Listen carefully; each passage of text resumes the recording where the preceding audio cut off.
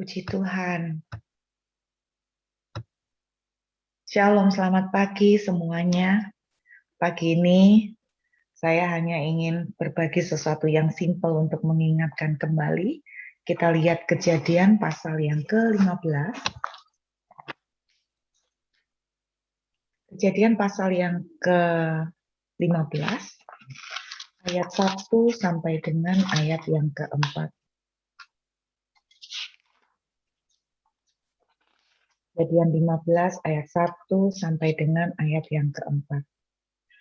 Kemudian datanglah firman Tuhan dengan Abram dalam suatu penglihatan. Janganlah takut, Abram, akulah perisaimu, upahmu akan sangat besar. Abram menjawab, ya Tuhan Allah, apakah yang akan kau berikan kepadaku karena aku akan meninggal dengan tidak mempunyai anak dan yang akan mewarisi rumahku ialah Eliezer, orang Damsyik itu. Lagi kata Abram, engkau tidak memberikan kepadaku keturunan sehingga seorang hambaku nanti menjadi ahli warisku.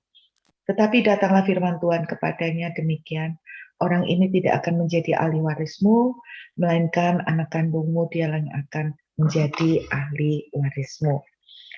Saudara, tadi lagu pujian yang kita nyanyikan, lagu terakhir ya. Saya nggak tahu lagu itu baru ya. Kemudian lagu sebelum yang terakhir itu juga tentang sebab aku ini milikmu.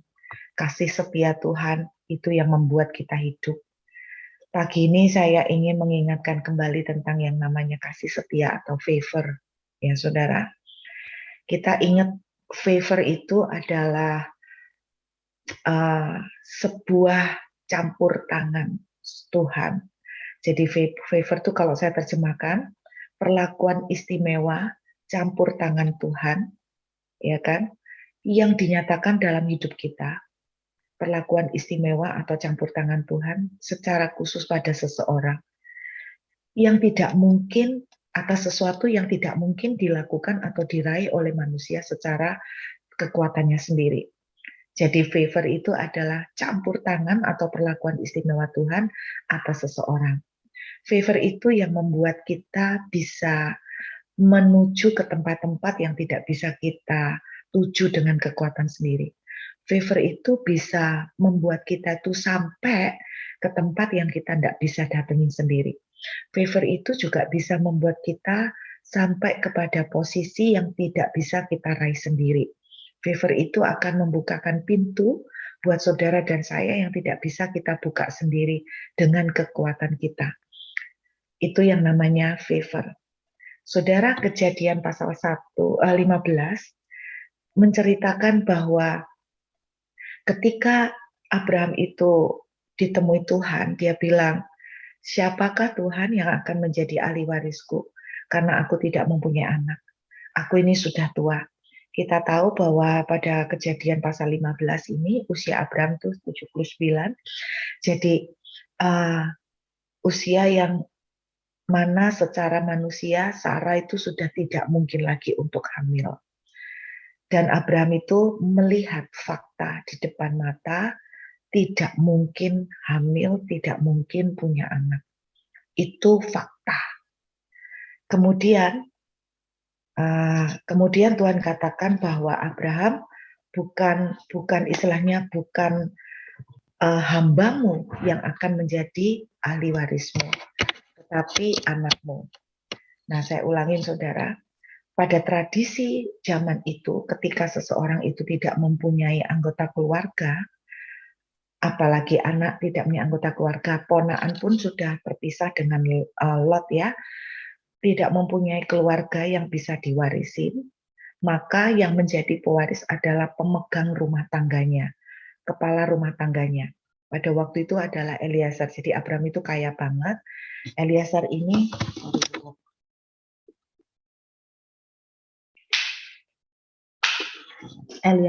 yang memegang rumah tangga Abraham. Shalom. Ya, sorry ya, ini kayaknya wifi-nya ada something. Jadi Eliezer ini yang memegang kepala jadi keluarga rumah tangga Abraham, urusan rumah tangga sehari-hari. Nah, kalau Kalau tidak punya anak atau keturunan nih atau anggota keluarga maka akan jatuh ke Eleazar. Ini secara hukum. Jadi bukan cuma tradisi tapi ini secara hukum. Kira-kira seperti itu.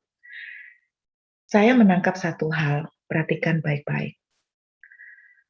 Kenapa Abraham itu akan tetap mempunyai keturunan atau pewaris dan bukan jatuh ke tangan Eleazar? Karena Tuhan memberikan sebuah perjanjian kepada Abraham. Tiba-tiba waktu saya membaca Kejadian 15, ada satu kalimat yang Tuhan ingatkan untuk saya sampaikan pagi ini. Dengarkan baik-baik. Covenant atau perjanjian Tuhan pada saudara atau saya, pada seseorang, akan jauh lebih kuat mengikat daripada hukum. Covenant yang Tuhan berikan kepada saudara dan saya akan jauh lebih kuat daripada sistem yang berjalan. Covenant yang Tuhan berikan kepada kita jauh lebih kuat daripada tradisi. Covenant yang Tuhan sudah berikan kepada saudara dan saya jauh lebih kuat daripada segala peraturan. Jauh lebih kuat daripada segala peraturan pemerintah, jauh lebih kuat daripada segala peraturan masyarakat, jauh lebih kuat daripada peraturan hukum. Bahkan jauh lebih kuat daripada segala fakta. Fakta mengatakan bahwa Abraham tidak mungkin punya anak karena sudah tua. Fakta mengatakan bahwa Sarah tidak mungkin mengandung. Hukum mengatakan bahwa karena Abraham tidak punya anak, tidak punya anggota keluarga terdekat, maka yang menjadi pewaris selanjutnya adalah hamba atau orang kepercayaannya. Itu hukum, itu tradisi, itu sistem. Tetapi dengarkan, apapun yang terjadi, bahkan usia mengatakan Abraham dan Sarah tidak mungkin punya anak.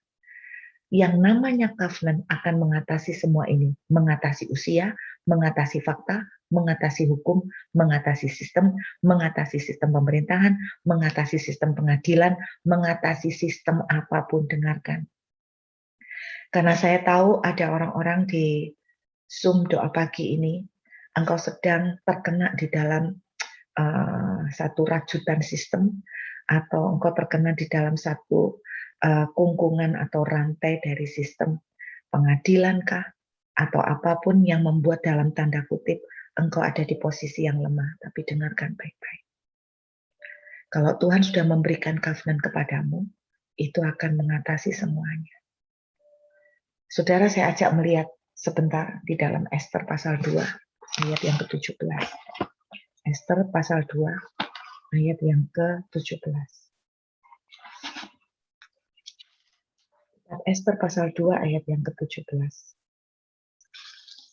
Maka Esther dikasihi oleh Baginda lebih daripada semua perempuan yang lain, dan ia beroleh sayang dan kasih Baginda lebih daripada semua anak darah yang lain, sehingga Baginda mengenakan mahkota kerajaan ke atas kepalanya dan mengangkat dia menjadi ratu ganti Wasti. Saudara perhatikan, Esther ini sebetulnya anak angkat. Jadi kalau kita belajar, jadi Esther ini sendiri sudah anak angkat. Jadi bukan anak kandung dari keluarga yang mengangkat dia. Jadi posisi dia bukan cuma sekedar dalam tanda kutip rakyat jelata, tetapi secara bibit bebet bobot itu juga sudah nggak ada jaminan. Kenapa di antara 14.000 calon ratu yang diperhadapkan dalam masa-masa semifinal, ya perhatikan 14.000 calon ratu. Bagaimana mungkin sepandai-pandainya orang memilih seorang wanita yang cantik, kalau 14.000 ini ngalang-ngalai rekornya Salomo ya, 6.000 istri ya, Gundi. 14.000, bagaimana Anda cara memilih orang yang cantik di antara 14.000, memilih satu di antara 14.000? Esther jatuh pada pilihan ke Esther itu karena apa? Cuman karena satu, karena favor. Kenapa saya bilang karena favor? Cuman karena tangan Tuhan yang bisa melakukan itu ke atas Esther. Perlakuan istimewa yang Tuhan lakukan atas favor, atas Esther. Kenapa? Karena yang saya bilang itu favor. Masalahnya, kenapa favor ini terjadi? Karena Tuhan sudah punya covenant atas bangsa Yahudi. Bahwa Tuhan tidak akan membinasakan bangsa Yahudi. Tuhan tidak akan membinasakan bangsa pilihannya.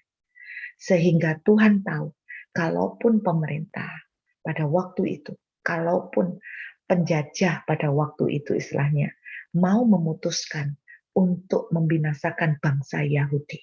Dengarkan, Tuhan punya covenant atas bangsa pilihannya. Di mana bangsa pilihannya tidak akan mungkin dibinasakan. Itu yang akan membuat Tuhan tetap melakukan favor atau perlakuan istimewa pada Esther. Bapak Ibu dengar baik-baik. Ternyata saya menemukan kaget sekali. Kata covenant bahasa aslinya adalah keset. Keset, jadi ingat keset ya. Keset yang kita pakai keset.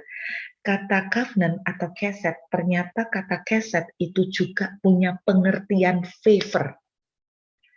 Kata keset juga mempunyai pengertian favor. Dengarkan, kalau Anda itu punya covenant dengan Tuhan, maka Anda punya favor. Tidak peduli sistem, tidak peduli fakta, tidak peduli usia, tidak peduli bahkan sekaligus keadaan apapun yang mengikat saudara. Kalau Anda sudah punya covenant, maka favor itu akan berlaku atas saudara. Amin.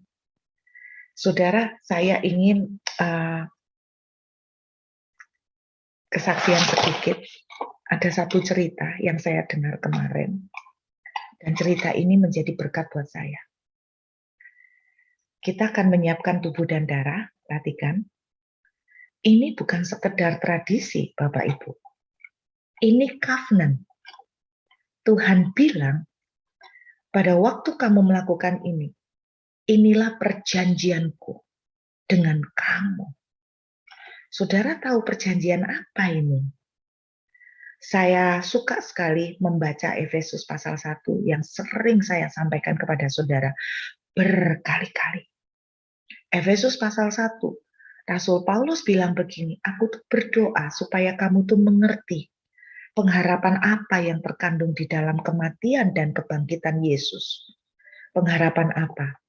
Bahwa segala sesuatu telah diletakkan di bawah kaki Yesus. Segala sesuatu telah diletakkan di bawah kaki Yesus. Amin. Ini covenant. Ini covenant, salah satu akibat atau salah satu dampak dari covenant ini adalah menempatkan saudara menjadi miliknya. Waktu Tuhan ngomong begini, ketika kamu melakukan ini, kamu koinonia dengan aku. Kata koinonia, dengarkan. Arti kata koinonia adalah milikku, milikmu. Amin. Jadi ketika Tuhan itu ngomong begini sama kita, aku koinonia dengan engkau, milikku, milikmu. Apa yang sudah aku menangkan dari ini, itu juga jadi milikmu. Apa yang sudah aku dapatkan dari perjamuan ini, dari tubuh dan darahku, ini sekarang tak kasihkan ke kamu. Saya cuma mau kasih contoh. Saya mau kasih contoh salah satu kesaksian ya. Ada seorang wanita ditinggalkan oleh suaminya, cerai. Oke ya, diceraikan oleh suaminya, udah cerai nih, Bapak Ibu udah cerai. Selama beberapa lama dia itu hidup stres. Dia itu merasa hidup itu gagal, rumah tangganya berantakan. Selama beberapa lama dia betul-betul hidupnya itu kacau balau karena kehancuran dalam rumah tangga. Sampai satu ketika dia mendengar satu khotbah tentang apa yang telah dilakukan oleh Yesus di atas kayu salib. Saudara yang ikut doa pagi-pagi ini, saya percaya Anda semua milik Tuhan. Segala sesuatu telah diletakkan di bawah kaki Yesus. Termasuk ketika kita menikah. Saya percaya apapun latar belakangnya, entah kita milih sendirilah dan sebagainya. Saya tetap percaya ketika kita menjadi milik Tuhan, maka kemenangan atas rumah tangga juga sudah diberikan buat saudara dan saya. Tahu enggak wanita ini ketika dia mendengar tentang khotbah ini, bahwa kemenangan yang Yesus lakukan itu sudah selesai, sudah menang. Dia itu mendapatkan satu pewahyuan yang itu mengajarkan saya. Dia tuh bilang begini, daripada, perhatikan baik-baik, daripada kita itu fokus pada kekalahan, daripada kita tuh fokus kepada masalah, daripada kita fokus kepada ruwetnya persoalan yang kita hadapi, daripada kita tuh fokus pada problem demi problem yang kita hadapi. Kenapa kita tidak fokus pada kemenangan yang sudah kita dapatkan? Kecenderungan saudara dan saya adalah ketika kita punya masalah, kita fokus ke masalah kita. Kita fokus kepada besarnya persoalan kita. Kita fokus kepada ruwetnya masalah yang kita hadapi. Kenapa kita tidak fokus pada besarnya kemenangan yang kita terima? Lalu dia bilang, setelah dia ngerti ini, apa yang dia lakukan? Dia mulai bangkit, dia mulai deklarasi, dia mulai memperkatakan kemenangan yang telah dia peroleh oleh tubuh dan darah, kemenangan yang telah dia peroleh sebagai milik Tuhan, kemenangan yang dia telah peroleh menjadi milik Tuhan secara pribadi.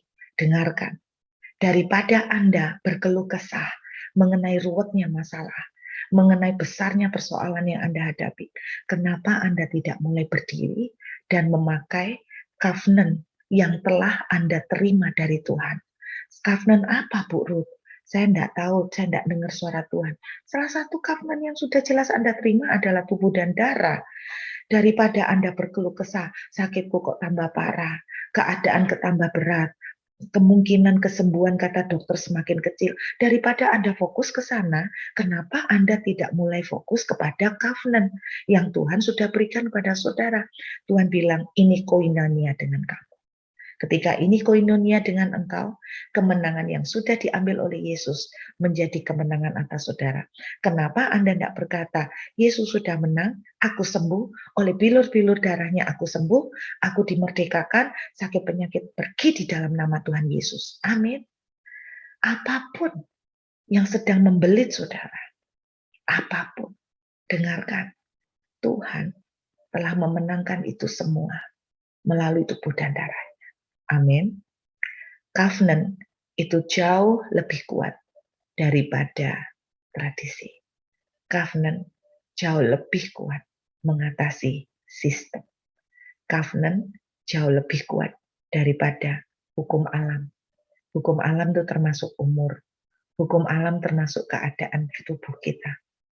Dengarkan, covenant mengatasi semuanya itu. Dan ketika wanita ini mulai fokus kepada covenant yang Tuhan berikan, Anda tahu tidak lama kemudian suaminya itu bisa balik dan meminta supaya diberi kesempatan lagi untuk membangun kembali rumah tangga dengan dia. Keren banget kan? Saudara, covenant mengatasi kekalahan apapun yang di depan mata.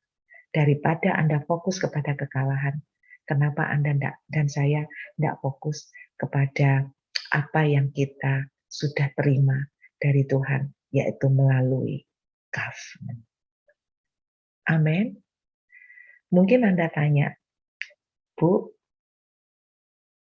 kita waktu dapat covenant dari Tuhan, maka otomatis ketika Anda dapat covenant, favor akan terjadi pada saudara. Kalau Tuhan sudah janji, Tuhan akan memberkati dan menolong keuangan. Itu covenant. Maka apapun fakta, itu akan terjadi demonstrasi favor. Masalahnya, jangan fokus kepada fakta. Jangan fokus pada kekalahan. Fokus kembali kepada covenant yang Tuhan sudah berikan. Saya akan akhiri Mazmur 25 ayat 14. Mazmur 25 ayat 14.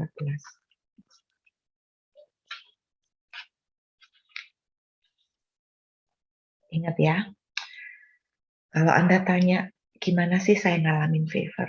Salah satunya, cara mengalami favor adalah kalau kita mempunyai covenant. Bagaimana kita dapat covenant? Mazmur 25 ayat yang ke-14. Tuhan bergaul karib dengan orang yang takut akan Dia, dan covenant-nya diberitahukannya kepada mereka. Covenant dikasihkan Tuhan kepada orang yang bergaul karib dengan Dia. Amin. Dan ketika covenant sudah dilepaskan, ketika Tuhan berjanji akan memberkati saudara, tahun 2022 ketika Tuhan sudah berjanji, tahun 2022, saya berdoa kita bisa merespon. Ketika Tuhan berjanji tahun 2022, tepungmu tidak akan habis, dan minyak dalam buli-bulimu tidak akan berkurang. Saya berkata, amin, jadilah sesuai perkataan Tuhan.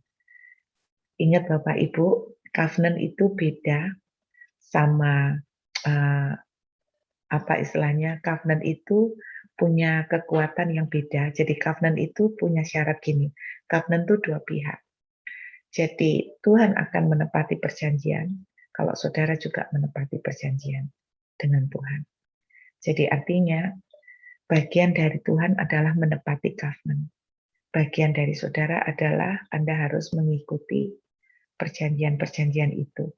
Salah satunya ya pasti hidup benar dengan Tuhan.